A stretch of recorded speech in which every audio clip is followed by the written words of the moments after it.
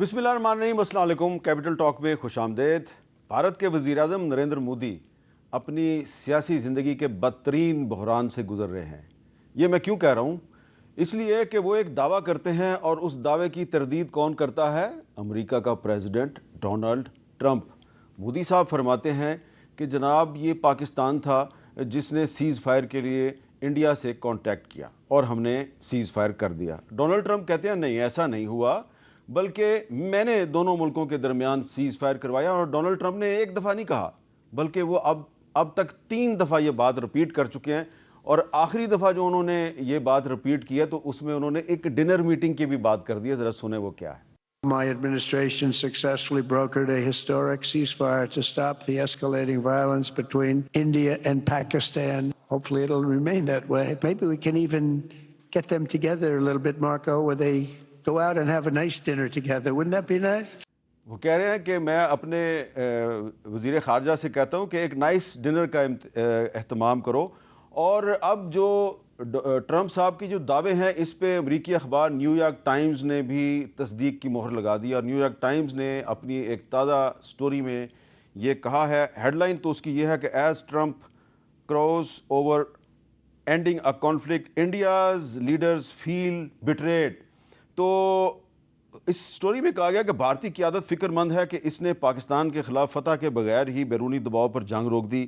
Cease fire کے اعلان کے بعد بھارتی حکومت نے امریکی کردار کو مسترد کر دیا اور تاثر دیا جنگ بندی براہ راست 2 فریقوں کے درمیان ہوئی، لیکن صدر ٹرمپ نے پاکستان اور بھارت کے ساتھ مساوی رویہ رکھا جو بھارتی لیڈرشپ کے لیے پریشانی کی وجہ بنی۔ ڈونلڈ ٹرمپ نے سیز فائر کے اعلان کے دوران دونوں ملکوں کے لیے شاندار الفاظ استعمال کیے جو بھارت کو بہت برے لگے، اور امریکی صدر نے کشمیر پہ بات چیت شروع کرنے کا بھی کہا جو کہ بھارت کو طویل عرصے سے ناقابل مذاکرات سمجھتا رہا۔ اس کے علاوہ ایک اور بہت ہی اہم اخبار ہے بلومبرگ، اس کی بہت زبردست ویب سائٹ ہے۔ بلومبرگ نے ایک اور بات کی ہے۔ بلومبرگ کہہ رہا ہے کہ Chinese weapons gain credibility after Pakistan India conflict, اور پاکستان اور بھارت کے درمیان حالیہ کشیدگی کے تناظر میں یہ تاثر ختم ہو گیا کہ چین کا اسلحہ مغربی اسلحے سے کمتر ہے۔ پاکستان نے چینی ساخت کے J-10 طیاروں سے فرانسیسی ساخت کے رافیل جہازوں سمیت بھارتی جیٹ مار گرائے، اور JF-10 بنانے والی کمپنی کے شیئرز میں $8 بلین تک اضافہ ہوا۔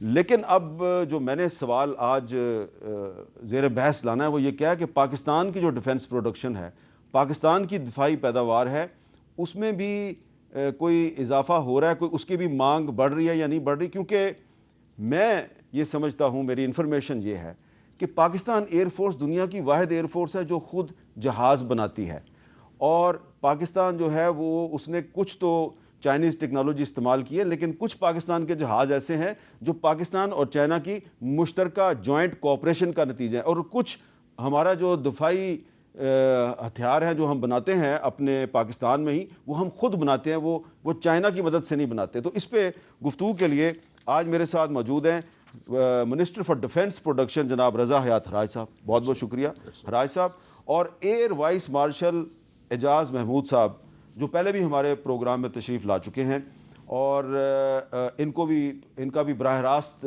تعلق جو ہے نہ صرف ایئر ڈیفنس سے رہا ہے بلکہ ایئر پروڈکشن ڈیفنس پروڈکشن کے بارے میں بھی کافی کچھ جانتے ہیں۔ رضا ہراج صاحب یہ بتائیے کہ یہ جو ہماری کنفنٹریشن تھی انڈیا کے ساتھ، اس کے بعد پاکستان کی جو ریپوٹیشن ہے دنیا میں ایز اے اسٹیٹ بھی بڑی ہے، اور سوال میرا یہ ہے کہ کیا جو پاکستان کی جو ڈیفنس پروڈکشن ہے، آپ کو لگتا ہے کہ آنے والے دنوں میں اس کی مانگ میں بھی اضافہ ہوگا؟ بسم اللہ الرحمن الرحیم۔ میر صاحب بہت امپورٹنٹ سوال کیا، 2 آپ نے، اس کے 2 جز ہیں اور اس کو میں 3 جز بنا دیتا ہوں۔ اللہ کی پاک ذات نے ہمارے ملک، ہماری فوج، ہماری ایئر فورس، ہماری نیوی کو، اور یہ وسیلہ بنے عزت کا پوری دنیا بھر میں۔ بہت سارے لوگ، اور دنیا انڈیا ایکسنٹرک ہوتی جا رہی تھی کہ پتہ نہیں انڈیا کے پاس کیا، اور ہم لوگ خاموش تھے اور بہت سارے معاملات میں خاموش بھی رہتے ہیں۔ اس کا آج فائدہ یہ ہوا کہ پوری دنیا نے دیکھ لیا کہ پاکستان کا جو دفاع ہے وہ الحمدللہ وہ ایک بہت ہی مضبوط ہاتھوں میں ہے۔ اس کی جو پذیرائی ہے یہ بہت سارے ممالک کے لیے ایک آئی اوپنر بھی ہے، اور بہت سارے ممالک نے اس کی پذیرائی کی بھی ہے۔ بالخصوص جو ہماری گلف سٹیٹس ہیں اور یہ جو باقی ممالک ہیں، ان کو بھی اندازہ ہو گیا کہ پاکستان کی ایئر فورس، پاکستان کی آرمی اور پاکستان کی نیوی یہ بہت ہی پروفیشنل ادارے ہیں اور یہ بہت کمپیٹنٹ ہیں۔ آپ نے سوال کیا کہ ہماری پروڈکشنز کی کیا صورت حال ہے۔ امیر صاحب 2 سال کے لیے ہماری جو بہت ساری انڈسٹریز ہیں، میں کسی کا نام نہیں لوں گا، لیکن آپ کو میں یہ بتا دوں کہ ہمارے پاس جو آرڈرز ہیں ہم ان کی ڈیلیوری اگلے 2 سالوں میں بھی شاید پوری نہ کر سکیں۔ یہ تو ہے ہماری آج کے دن کی، اتنے زیادہ آرڈرز ہیں، اتنے زیادہ آرڈرز ہیں۔ دیکھیے اس میں بہت سارے ایلیمنٹس ہوتے ہیں، بہت ساری دنیا بہت مہنگی چیز خریدتی ہے اور بہت ساری دنیا چیز جو مڈل پرائسڈ ہوتی ہے وہ خریدتی ہے۔ ہمارے پاس مالک کے کرم سے وہ سب کچھ ہے جو ہم دنیا کے لیے بنا سکتے ہیں۔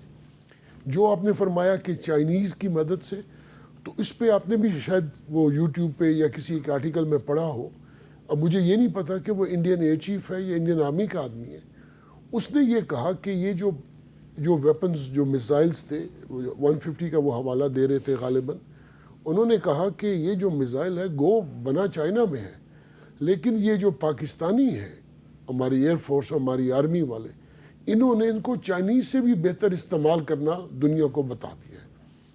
تو میر صاحب بندوق تو ہر کوئی بنا لیتا ہے، توپ بھی ہر کوئی بنا لیتا ہے، لیکن جواں مردی کے ساتھ بندوق چلانا اور پھر اس سے دشمن کو گرانا، یہ کسی کسی کے نصیب میں آتا ہے اور یہ مالک کے کرم کے بغیر نہیں آتا۔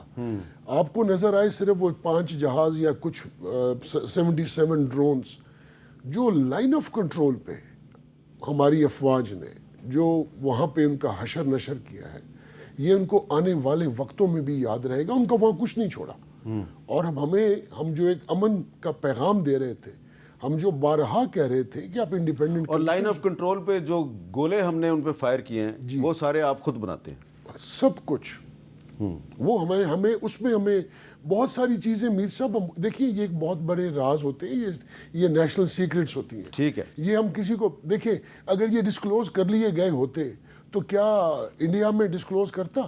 میں نے تو صرف یہ ڈسکلوز کیا کہ گولے ہم خود بناتے ہیں۔ آپ اب اس کو جو برف کا گولا سمجھیں یا توپ کا گولا سمجھیں، ہم بہت سارے چیزیں خود بناتے ہیں اور ہم ایکسپورٹ کرتے ہیں، اور دنیا ایسے ہی نہیں ہماری افواج کی، ہماری ایئر فورس کی قدر کرتی اور قدر کرتے رہے ہیں۔ پاکستان کے سیاسی حالات جو بھی رہے، لیکن ہمارے ان تینوں اداروں کے ہمیشہ سے انہوں نے توقیر پائی ہے۔ اچھا جی، ایئر وائس مارشل اعجاز صاحب، سر یہ سب سے پہلے تو یہ بتائیں کیا یہ درست ہے کہ پاکستان کی ایئر فورس دنیا کی واحد ایئر فورس ہے جو خود اپنے جنگی جہاز بناتی ہے؟ جی بالکل، وہ اس طرح سے حامد صاحب، میں تھوڑا سا اس کی بیک گراؤنڈ بتاؤں۔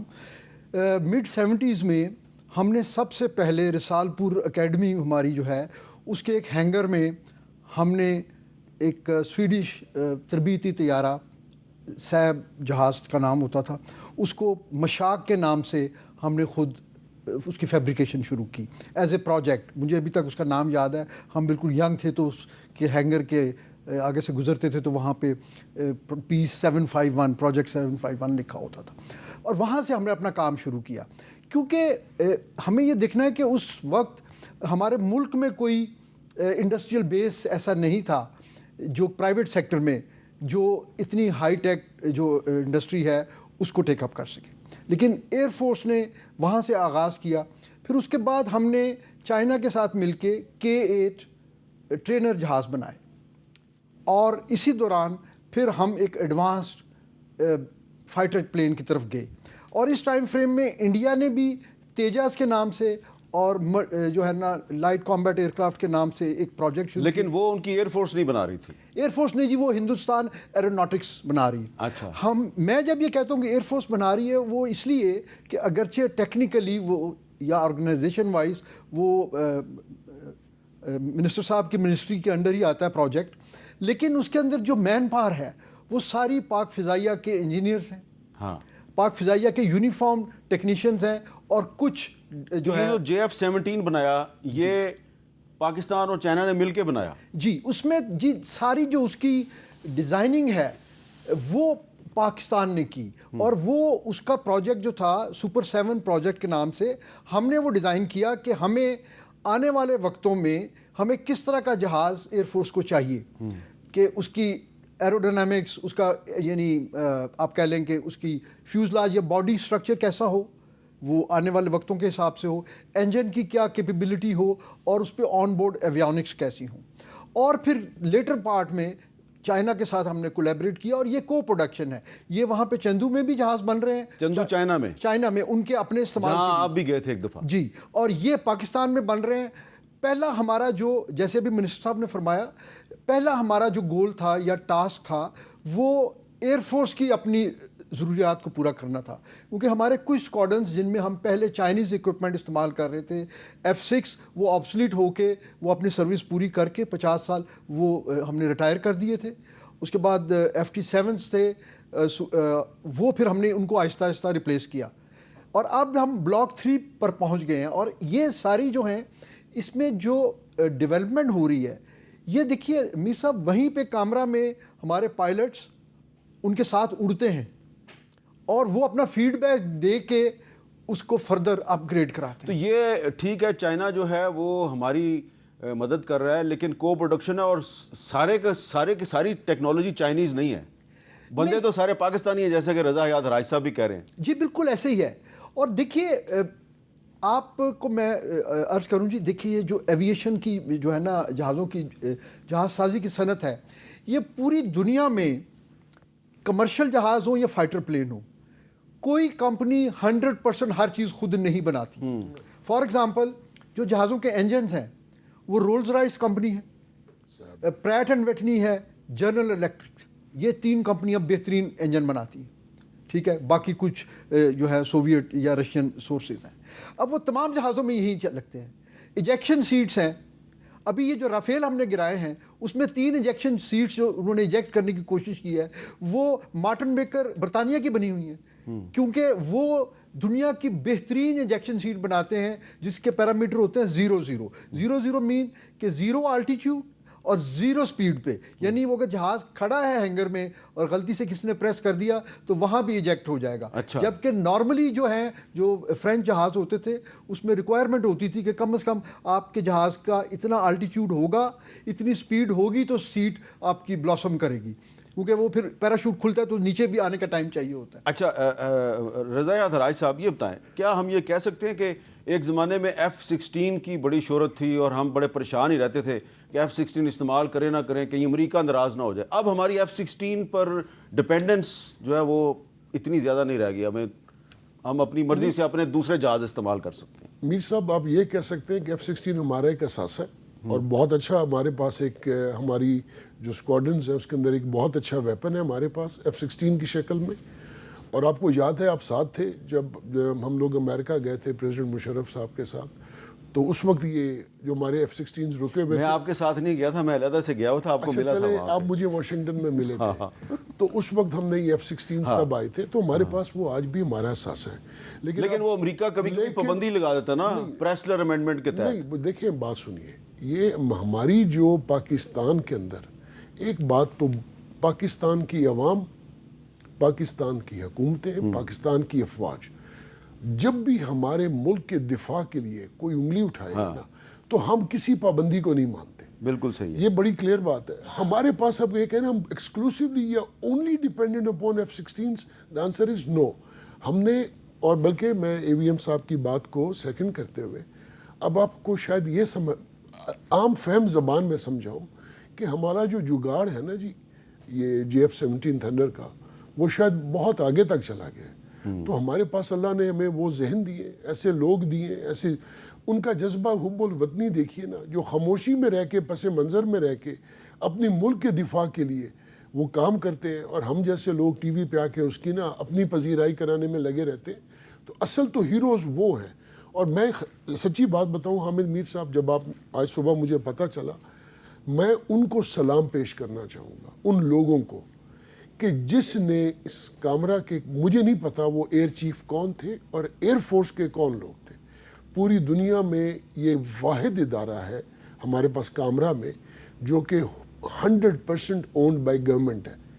100% پوری دنیا میں اس کا دوسرا ادارہ نہیں ہے. اچھا، وہ سب پرائیویٹ سیکٹر میں کا. F-16 بھی امریکہ میں پرائیویٹ سیکٹر میں بن رہا ہے، F-35 بھی پرائیویٹ سیکٹر میں بن رہا ہے. یہ واحد ادارہ ہے ایئر فورس کا جو پبلک سیکٹر میں ہے. نمبر 2 اس کو جو کنسیو کیا گیا وہ اس انداز سے کنسیو کیا گیا کہ میر صاحب اس کو میں آپ کو آسان لفظ میں بتاؤں کہ جہاز ہمارے پاس آ گیا، اب اس جہاز کو بنانے میں ہم نے اس کی جگاڑ لگانے میں اس کا جو بیک پروسیس تھا وہ ہم نے وقت کے ساتھ اس کو ڈیولپ کیا، اور with the passage of time آج ہمارے پاس جو بھی اثاثے ہیں ہمارے پاس ان کا بیک پروسیس میں ان کی انجینئرنگ کے، ان کے ریپیئرز کے، ان کے اوور ہالز کے، ہم کسی پہ ڈیپینڈنٹ نہیں ہیں، ہم خود کفیل ہیں۔ اچھا ایک بات میں چاہتا ہوں تھوڑی سی اس کی وضاحت ہو جائے۔ پاکستان میں کچھ لوگ جو ہیں وہ یہ کہتے ہیں اور انڈیا میں بھی کہہ رہے ہیں جی کہ یہ تو بس چائنیز جو ہے وہ انہوں نے بتا دیا پاکستان کو کہ جی یہاں پہ انڈیا کے جہاز ہیں اور پاکستان نے صرف بٹن دبائے اور ان کو تباہ کر دیا۔ تو یہ جو ہم نے ان کا آدم پور میں اور بھوج میں ان کا جو ایئر ڈیفنس سسٹم ہے S-400 اس کو ڈیٹیکٹ بھی کیا اور ڈسٹرائے بھی کیا، یہ بتائیں کہ ہم نے کیسے کیا؟ حامد صاحب اس سے پہلے میں ایک چھوٹا سا کامنٹ آپ جو اپنے منسٹر صاحب سے سوال کیا، دیکھیے F-16 ہمارے پاس 82 میں آئے تھے جی، ہاں، لیکن اس کے بعد ہم نے ان کو اپ گریڈ کروایا، اور پھر دوبارہ یہ جو 9/11 کے بعد ہم امریکہ سے دوبارہ ہمارے تعلقات اچھے ہوئے تو پھر ہم نے اس کا بلاک 52 بھی لیا۔ تو ایسا نہیں ہے کہ JF-17 کے آنے سے F-16 کی اہمیت کوئی کم ہو گئی ہے، دونوں اپنے اپنے ویپن سسٹم کے اپنے اپنے جو مشنز ہیں اور وہ اسکواڈنز اپنا اپنا کام کر رہے ہیں، تو اس لیے یہ مطلب اتنے ہی ریلیونٹ ہیں فیوچر وار میں جتنے یہ جہاز۔ اچھا ابھی آپ کے سوال کی طرف، ہمارے جو موجودہ چیف آف ایئر اسٹاف ہیں وہ ظاہر ہے ایک اچھے لیڈر اور فائٹر پائلٹ تو ہیں ہی، ان کا ٹیکنالوجی سے بڑا پیشن ہے۔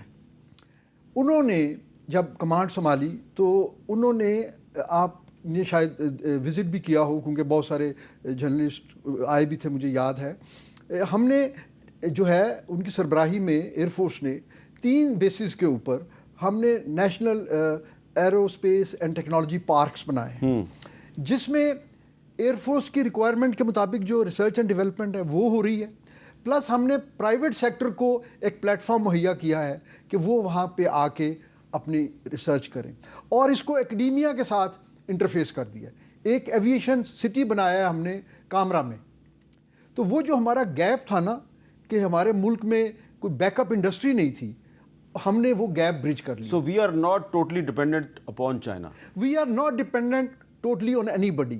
اور یہ جو پیکیجز ہیں، جس لیٹ سے کہ جس یہ جو آپ نے سنا ہوگا جی کہ 70 جہاز تھے، 75 کی فگر آتی ہے، ہمارے 30 جہاز تھے، یہ پورا پیکیج جو ہے یہ کمپرائز کرتا ہے ڈفرینٹ ایئر کرافٹ پہ۔ فار ایگزامپل اس میں سب سے پہلے ایویکس airborne early warning and control کا جو جس کے اندر ریڈار ہوتا ہے، ایئر ڈیفنس کنٹرولرز ہوتے ہیں، وہ پورے دشمن کی ایئر سپیس کو دیکھ رہے ہوتے ہیں، اس کی ایک کمپوزٹ پکچر بنا رہے ہوتے ہیں اور اس میں ٹارگٹس کو آئیڈینٹیفائی کر رہے ہوتے ہیں۔ پھر ہمارے EW پلیٹ فارمز ہیں جو کہ فورس ملٹی پلائرز ہیں، وہ ان کی پوری جو الیکٹرو میگنیٹک اسپیکٹرم میں جتنی ان کی چیزیں وہ ہوا میں اور اس میں نظر آ رہی ہوتی ہیں یا سن رہے ہوتے ہیں، وہ اس کی پکچر بناتے ہیں۔ ٹھیک ہے۔ پھر ہمارے اسٹرائک ایلیمنٹ ہیں، اور ان کو سپورٹ کرنے کے لیے ہمارے ایسکارٹ رول میں ہمارے ہائی ٹیک فائٹرز ہیں۔ تو یہ پورا پیکج ہوتا ہے۔ تو یہ کہنا تو میرا خیال ہے بڑی نائیو سی بات ہوگی کہ یہ تو ایسے کسی ویڈیو گیم کی کہانی کو سنا رہا ہے کہ جی وہ ایک پکچر مل گئی اور انہوں نے بٹن دبا دیا۔ اگر بٹن دبانے سے ہی ہوتا تو پھر وہاں انڈیا تو IT میں ساری دنیا میں ان کے پاس بھی تو رافیل تھے نا، تو اس کا مطلب ہے کہ صرف چائنیز جو جہاز ہیں اور چائنیز ویپنز ہیں ان کی مارکیٹ ویلیو نہیں بڑی، ہماری بھی مارکیٹ ویلیو بڑی۔ دیکھیے جی وہ آج کل جو سب سے ٹاپ ٹرینڈ ہے وہ کیا ہے، وہ AVM اورنگزیب ہے جی، جو ہمارے deputy chief of air staff ہے، تو کیونکہ لوگوں کو پتہ ہے کہ it is the main in cockpit. اچھا اب میں یہ بتانا چاہتا ہوں کہ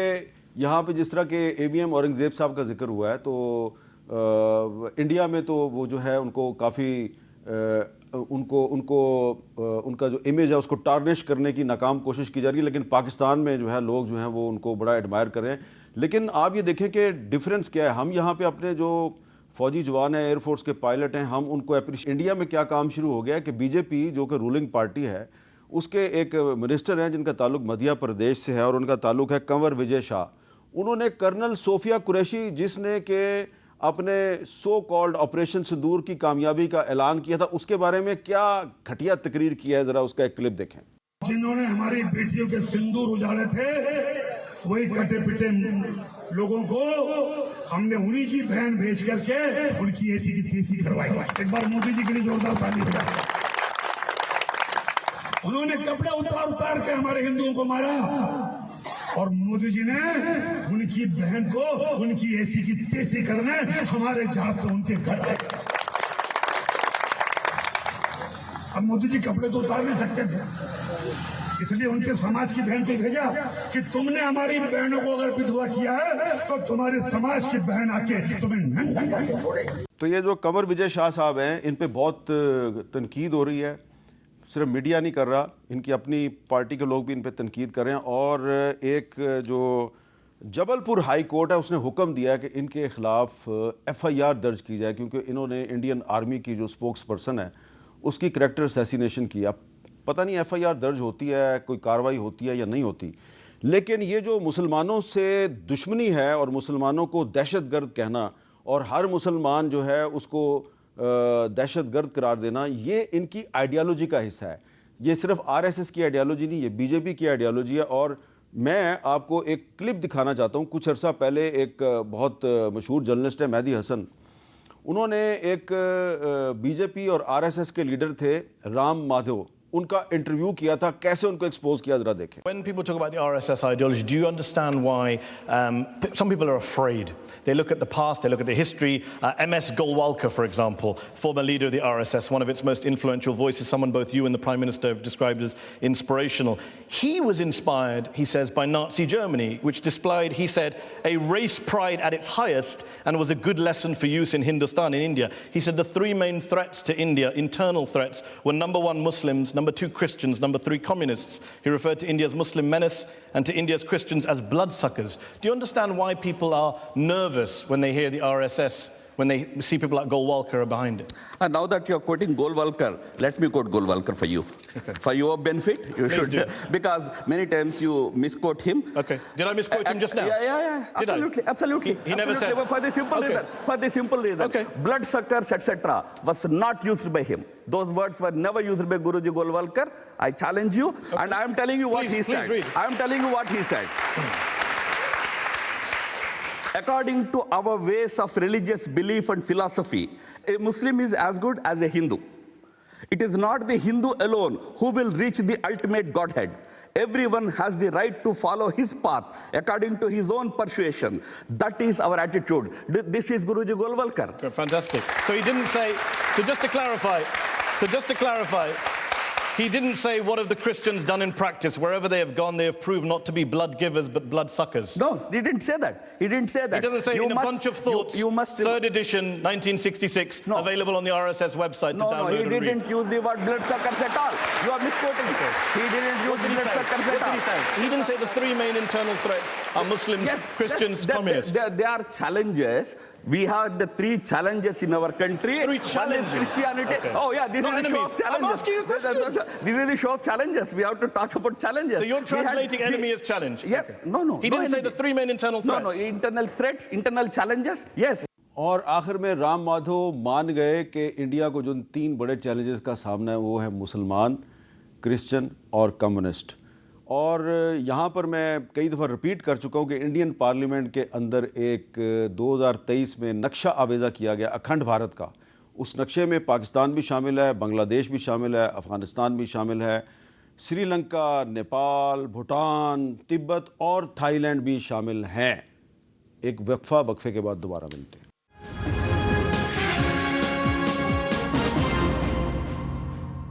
कैपिटल टॉक में दोबारा खुश आमदेद।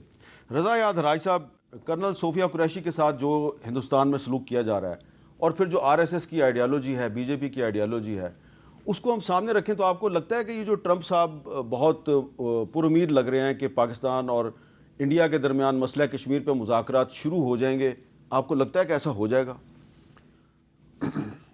मीर साहब, जो ये सीज़ फायर पाकिस्तान की तरफ से हुआ उसमें मसला कश्मीर के ऊपर डायलॉग को शुरू करना हमारी तरफ से कंडीशन थी और है, और इसी प्रेमिस पे हुआ।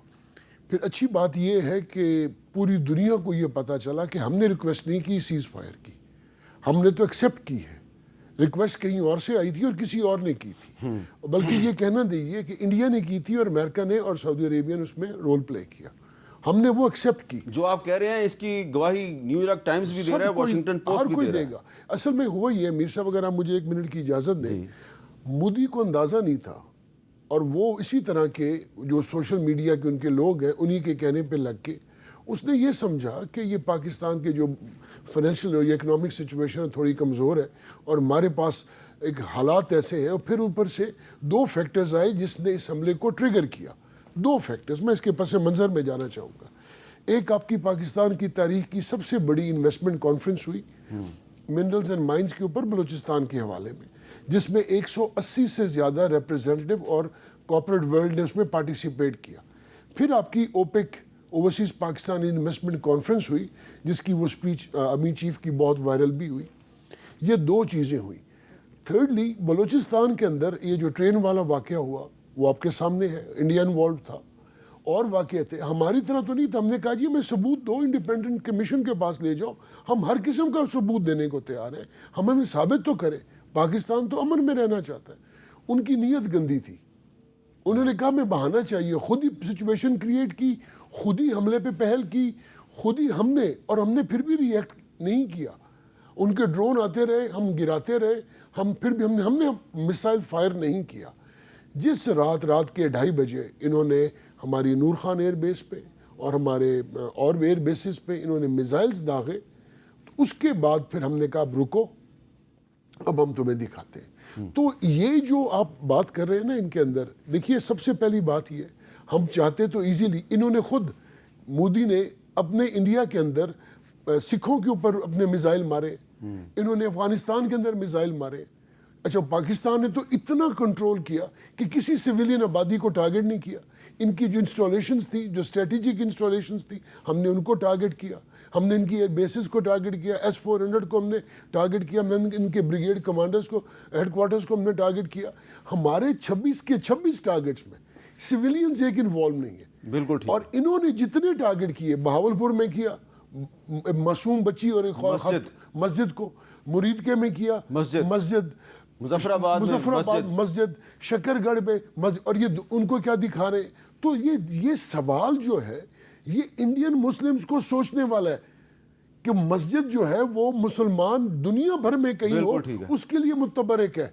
अगर उसकी मस्जिद को एक इंडियन और एक RSS की जहनियत का बंदा टारगेट कर रहा है, हमने तो बंदे टारगेट नहीं किया। चले, बाबरी मस्जिद तो सारी दुनिया को पता है कि किसने गिराई है, लेकिन ये बताएं एजाज साहब कि आपको लगता है कि डोनाल्ड ट्रंप साहब पाकिस्तान और भारत के प्राइम मिनिस्टर्स के एक डिनर की कोशिश कर रहे हैं, ये हो जाएगा डिनर?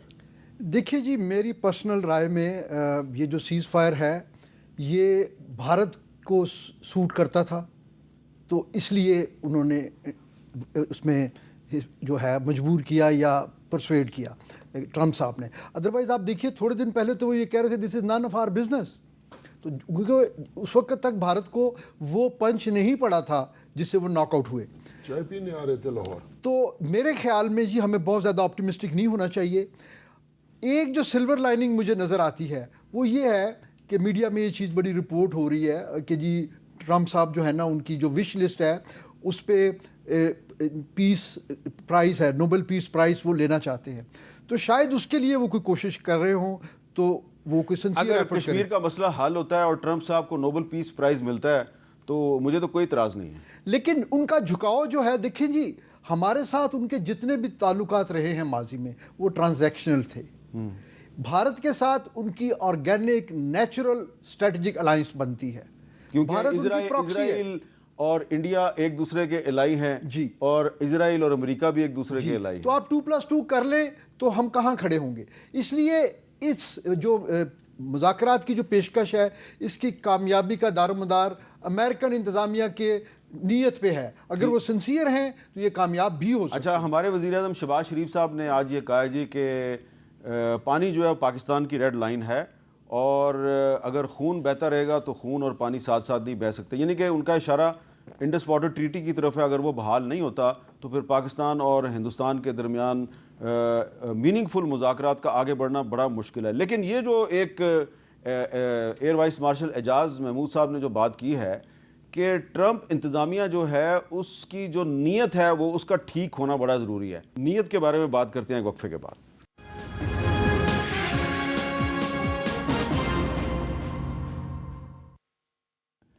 کیپٹل ٹاک میں دوبارہ خوش آمدید. وقفے سے پہلے ہم بات کر رہے تھے کہ کیا ٹرمپ کی طرف سے پاکستان اور بھارت کے وزرائے اعظم کو ڈنر میٹنگ پر اکٹھا کرنا جو ہے یہ پاسبل ہو جائے گا, اور کیا پاکستان اور بھارت مل کے مسئلہ کشمیر کے حل کے لیے مذاکرات شروع کریں گے. ایک طرف ٹرمپ جو ہیں وہ پاکستان اور بھارت کو مذاکرات کی ٹیبل پہ لانے کی کوشش کر رہے ہیں, دوسری طرف وہ سعودی عرب میں ایک خواہش کا اظہار کرتے ہیں. وہ کیا خواہش ہے ذرا دیکھیے. My fervent hope, wish, and even my dream that Saudi Arabia will soon be joining the Abraham Accord. It will be a special day in the Middle East with the whole world watching when Saudi Arabia joins us, and you'll be greatly honoring me. You'll do it in your own time, and that's what I want, and that's what you want, and that's the way it's going to be. تو Abraham accord کیا ہے جی, ذرا بتائیں. آپ کو پتہ ہے, آپ کے ناظرین کو بھی پتہ ہے. تو دیکھیں ٹرمپ صاحب چاہ رہے ہیں کہ سعودی عرب اسرائیل کو تسلیم کرے. جی ٹھیک ہے جی. تو اگر وہ اسرائیل کی ریکگنیشن چاہتے ہیں سعودی عرب کی طرف سے, تو اس کا مطلب ہے وہ یہ کل کو یہ کام, یہ بات پاکستان سے بھی کہیں گے, ڈیمانڈ کریں گے. تو کیا ہم اس پوزیشن میں ہیں کہ ہم ان کو کہیں کہ پہلے مسئلہ کشمیر حل کرو پھر ہم اس معاملے پہ سوچیں گے, یا ہم یہ بھی نہیں کہہ سکتے؟ دیکھیے جی, ہماری جو فارن پالیسی ہے اس کا کارڈینل پوائنٹ مسئلہ کشمیر ہے, اور مسئلہ کشمیر ایک بین الاقوامی مسئلہ ہے. یہ پینڈنگ ہے 1948 سے ان کی جو قرارداد تھی, جس کو بھارت اس وقت بھی بھارت ہی بھاگا ہوا گیا تھا. اور اس پہ آپ دیکھیے میر صاحب کہ پہلے بھارت نے کہا کہ جی یہ بین الاقوامی مسئلہ ہے. ہم نے 2 دہائی انتظار کیا, تا وقت ہے کہ انہوں نے 71 کا جو ڈبیکل ہوا ہمارے ساتھ, ایک ظاہر ہے ہم اب بھی اس کا افسوس کرتے ہیں, اس کی آڑ میں سملہ معاہدہ ہوا. انہوں نے کہا جی یہ بائی لیٹرل ایشو ہے, اور پھر 2019 میں وہ بائی لیٹرل سے بھی انہوں نے جو ہے اب اس پہ آ گئے کہ یہ تو ہمارا اندرونی معاملہ ہے. تو یہ ان کے تواتر کے ساتھ وہ مسئلہ کشمیر. لیکن اب تو دیکھیں نا, اب تو تھرڈ پارٹی میڈیشن وہ قبول کر رہے ہیں نا. اب تو ٹرمپ کے کہنے پہ انہوں نے سیز فائر کیا ہے, مانے یا نہ مانے. تو حراج صاحب, لیکن کل جو مودی صاحب کہہ رہے تھے تو انہوں نے کہا جی بات ہوگی تو پی او کے پہ ہوگی, پاکستانی جو جس کو وہ پی او کے کہتے ہیں, ہم آزاد کشمیر ہے ظاہر ہے, تو وہ اس پہ بات ہوگی. یہ رضا یاد حراج صاحب یہ بتائیں نا کہ مودی صاحب جو ہیں وہ کہتے ہیں بات ہوگی تو ٹیررزم پہ ہوگی, بات ہوگی تو پی او کے پہ ہوگی. تو ٹرمپ صاحب تو کچھ اور دنیا کو کہانی سنا رہے ہیں. میر صاحب مجھے نہیں پتا, مجھے یہ پتا ہے کہ ہماری پالیسی کیا ہے. مودی کو بات کرنی ہوگی ہمارے ساتھ تو ہماری ٹرمز اینڈ کنڈیشنز پہ بات کرے گا, ان کی ٹرمز اینڈ کنڈیشنز کو ہم نہیں مانیں گے. اچھا, کشمیر کا ایشو ہمارا ایشو ہے, اور ہم اس کو انشاءاللہ تعالی وہ وقت دور نہیں. میں آپ کو دعوے سے کہہ رہا ہوں, دنیا کا آخری ملک ہوگا پاکستان جو اسرائیل کو ریکگنائز کرے گا. ہمارے اوپر آج سے نہیں 40 ہمارے پہ بہت برے وقت آئے. ہماری پاکستان کی حکومت اور یہ بڑے کلیئر ہے, کوئی نہیں جھکے گا, کیونکہ کشمیر کے مسئلے کا فلسطین کے مسئلے سے بہت گہرا تعلق ہے. میر صاحب میری بات سنیں, جو کچھ فلسطین میں ہوا, دنیا کے کتنے ممالک نے اس کے اوپر انگلی اٹھائی یا سینکشنز لگائیں. آج ہماری اگر معاشی دیکھیں نا, اب گیم تو معیشت کی آ گئی. جو امیر ہے وہ مار دے, کوئی پوچھنے کو تیار نہیں. تو لہٰذا please be very clear, Pakistan کی عوام اور پاکستان کی حکومتیں, پاکستان کی مسلح افواج, کشمیر ہمارا ہے اور ہم انشاءاللہ لے کر رہیں گے. نمبر 1. نمبر 2, دنیا کا آخری ملک ہوگا پاکستان جو اسرائیل ریکگنائز کرے گا. آپ دیکھ لیجئے گا, زندگی موت میرے اللہ کے ہاتھ میں رہوں یا نہ رہوں, زندگی میرے یہ الفاظ یہ ریکارڈڈ رہیں گے.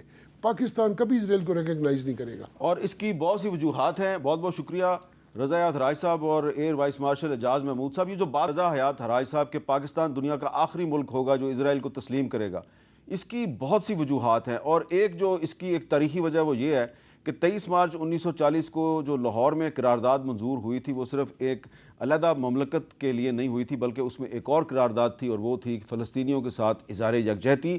اور قائد اعظم محمد علی جناح جو کہ بانی پاکستان ہے, فادر آف دی نیشن ہے, جب اسرائیل کا قیام وجود میں آیا تھرو اے UN ریزولوشن, تو انہوں نے امریکن پریزیڈنٹ ٹرومین کو خط لکھ کے کہا تھا کہ ہم اس ناجائز ریاست کو تسلیم نہیں کریں گے. اور یہ جو تھوڑے دن پہلے پاکستان پہ جو ڈرون اٹیکس ہوئے, یہ سارے کے سارے جو ڈرون تھے یہ میڈ ان اسرائیل تھے. تو اسرائیل اور انڈیا کا پاکستان کے خلاف ایک اتحاد ہے. اسرائیل نے ماضی میں کئی دفعہ پاکستان کی جو فوجی تنصیبات ہیں ان پر حملہ کرنے کی کوشش کی ہے. رضا یاد راج صاحب ایڈ کرنا چاہ رہے ہیں, میں تو کلوزنگ کر رہا تھا. آخری بات, آپ کے خیال میں یہ انڈیا لڑا ہے, اس کی جرت نہیں تھی, یہ اسرائیل لڑا ہے انڈیا کے لباس میں؟ چلیں جی, بات ختم ہو گئی. ہمارے منسٹر فار ڈیفنس پروڈکشن نے آج ایک بہت اہم سٹیٹمنٹ دے دیا ہے, اور وہ یہ ہے کہ یہ انڈیا نہیں لڑ رہا تھا بلکہ انڈیا کے پردے میں اسرائیل پاکستان کے خلاف لڑ رہا تھا. بات کلیئر ہوگی. اجازت دیجیے, اللہ حافظ.